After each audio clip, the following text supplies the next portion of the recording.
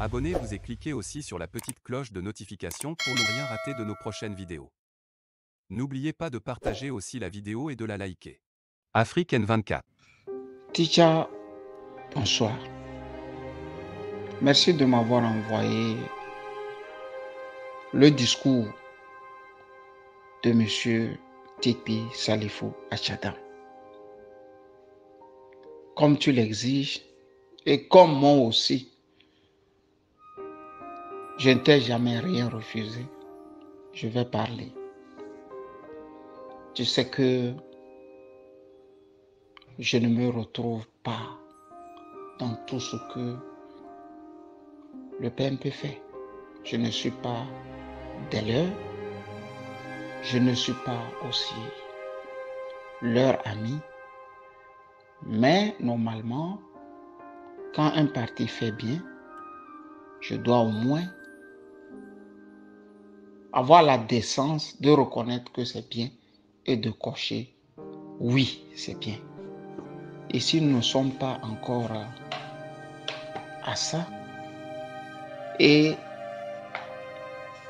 je suis obligé de faire une analyse de ce discours. D'entrée de jeu, je dirais que cette fois-ci, Maître Tikpi Achadam nous a épargné de longues minutes, d'autant plus que ces discours ont été des discours fleuves. Il les faisait tellement assez longs que parfois, tu pouvais remarquer que la salive manquait dans la bouche et qu'il devrait faire un effort pour terminer toujours ses discours. Cette fois-ci, des 30 minutes qu'il nous a toujours servi, il nous a ramené le discours à 17 minutes 35 secondes. C'est déjà une avancée et il faut cocher déjà que c'est bien. Teacher, dans ce discours, je prends seulement 2 points. Le premier point est qu'il a parlé de la liberté que les Togolais se devraient de reconquérir. Secondo, il s'est assis sur les élections de 2020. Pour lui, la messe est déjà dite et qu'il faut passer à autre chose. Teacher, c'est le classique. C'est un discours classique. C'est un chef de parti politique qui veut tirer la révolution inachevée de 2017 à son compte. Donc, il fallait qu'il parle. Il a parlé. Sauf qu'il n'a pas convaincu. Si vous reprenez le dernier discours de Tikpi Achadam, vous retrouverez parfois quelques phrases du discours d'aujourd'hui. Du moins, le fond reste le même. Pour vous dire que sous les tropiques, rien n'a fondamentalement changé. Il n'a fait que appuyer cette fois-ci que les élections de 2020 devraient être oubliées. Et ensuite, les Togolais devraient passer à autre chose. Pour quelqu'un qui veut avoir un avenir politique, ce n'est pas de la façon qu'il devrait procéder. Au même moment qu'il dit aux Togolais de se lever, il dit à certains de ne pas se lever. Je m'explique. Moi, je n'étais pas au Togo, Techa, comme toi d'ailleurs.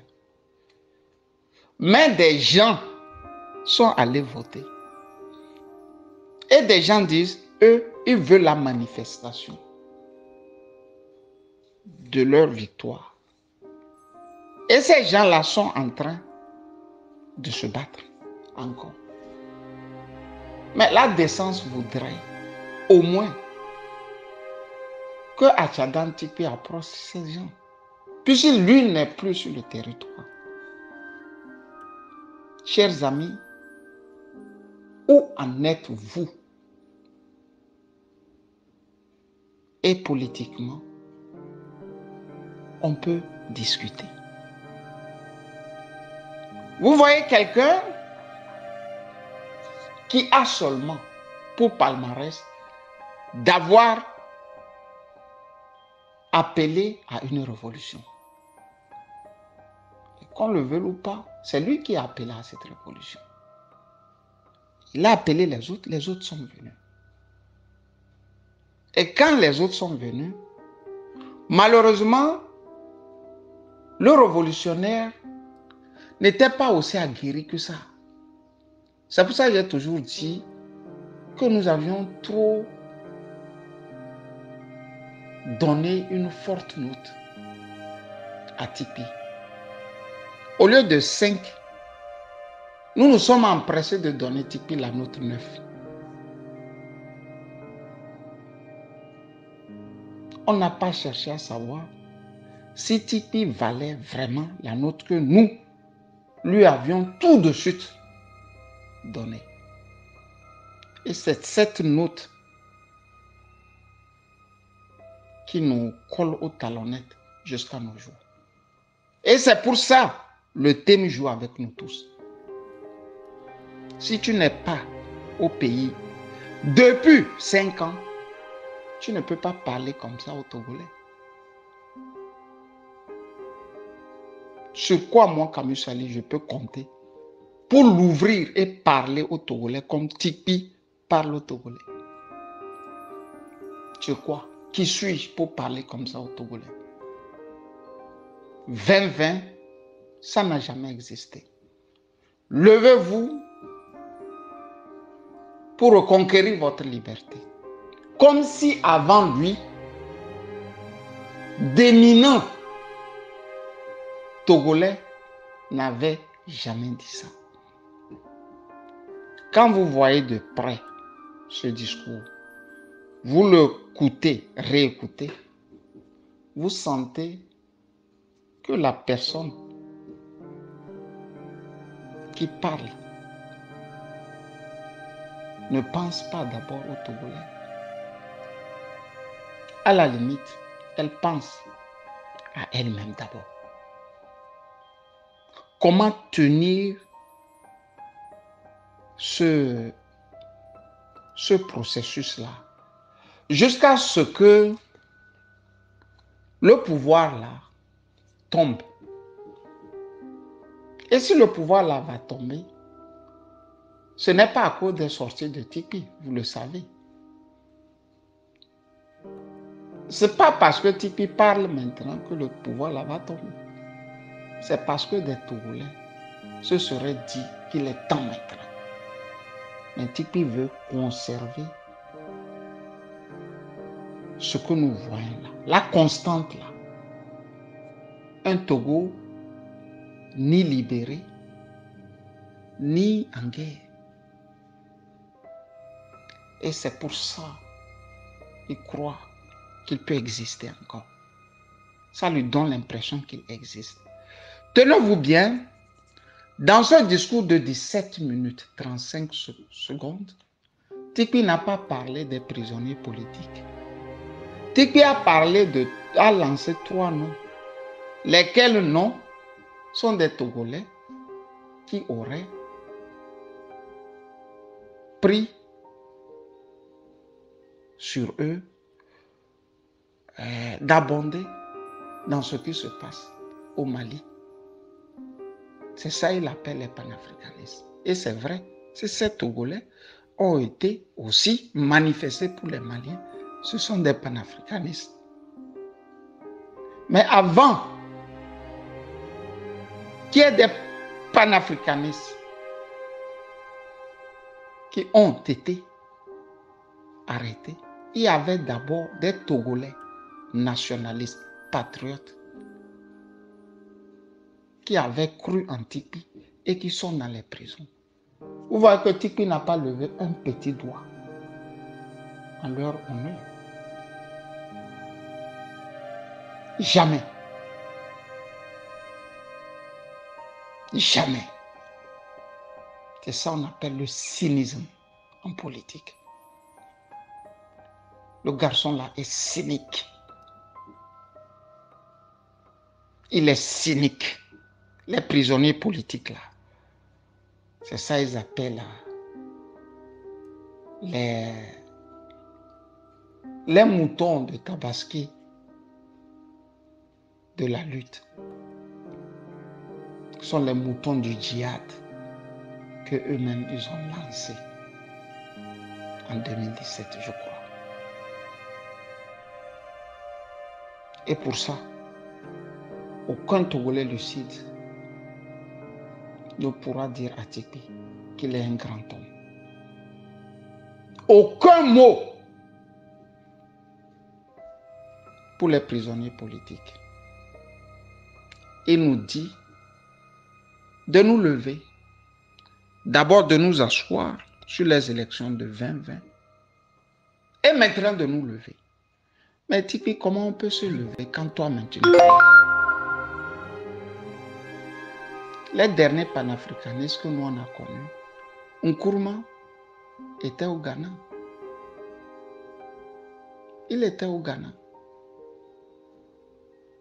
Il avait des problèmes d'ordre politique avec son opposition. Il est allé en vacances et en voyage. Du retour, il a senti qu'il y a un coup d'État. Il s'est exilé chez un autre panafricaniste. Et là, il a été même nommé vice-président. Sékou Touré a fait de Nkrumah le vice-président de la Guinée.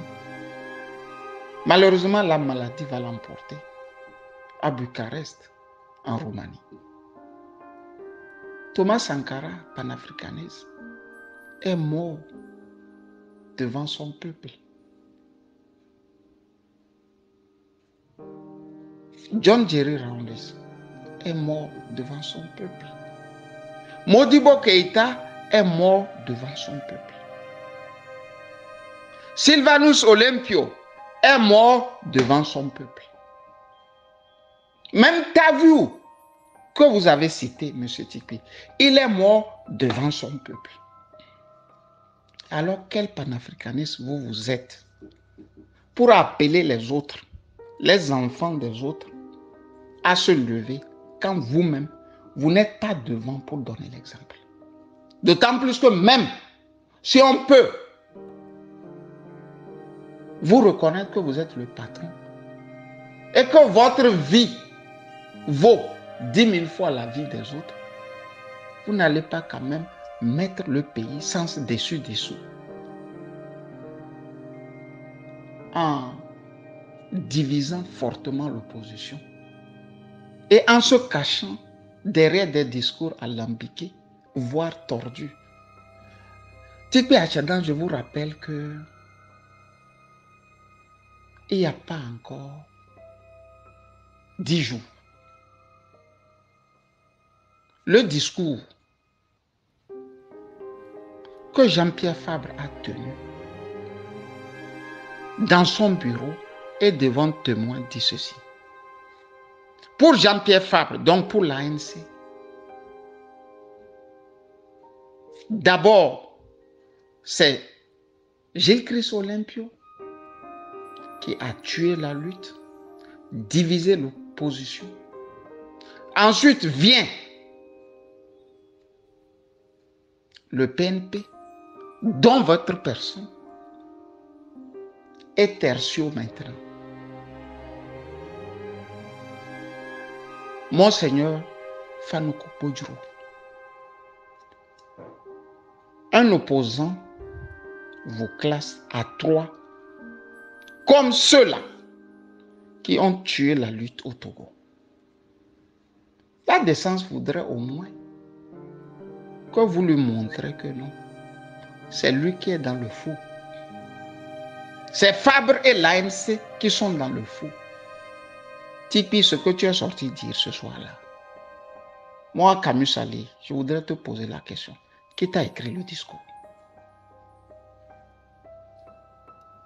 Qui t'a écrit ce discours? Est-ce que c'est un discours réconciliateur? Est-ce que c'est un discours qui permet à l'opposition de se retrouver et de mailler comme tu veux? D'autant plus que si aujourd'hui tu appelles au maillage, l'AMC ne va pas mailler. Puisque je viens de te dire, Tipeee, qu'il n'y a pas 10 jours, Jean-Pierre Fabre a classé, selon lui, ceux qui sont les fossoyeurs de la lutte au Togo.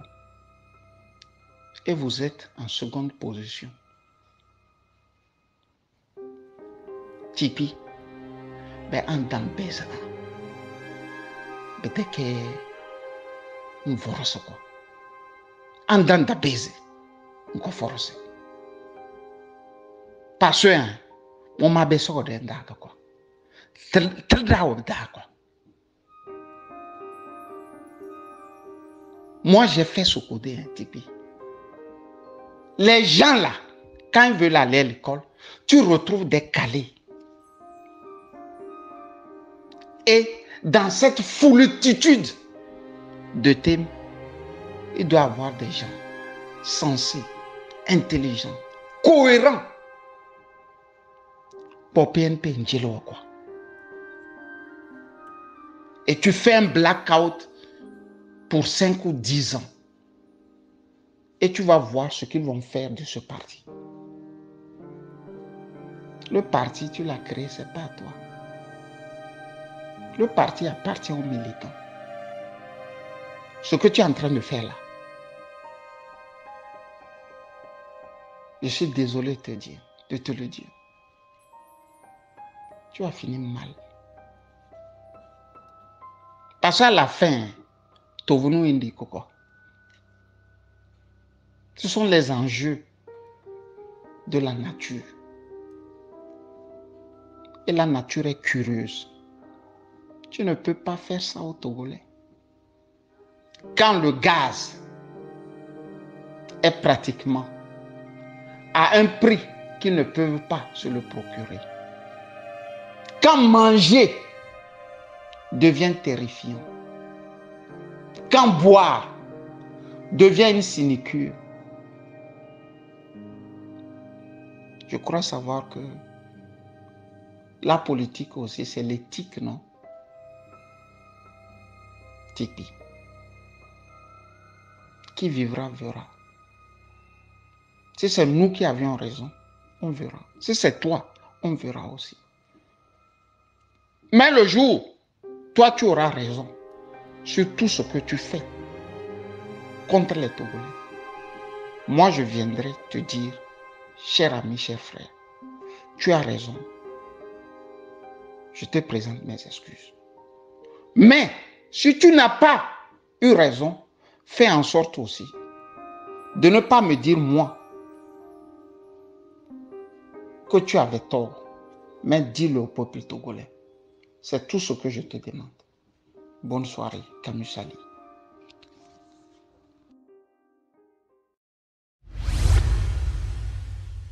Likez la vidéo si ce n'est pas déjà fait. Laissez aussi votre point de vue en commentaire.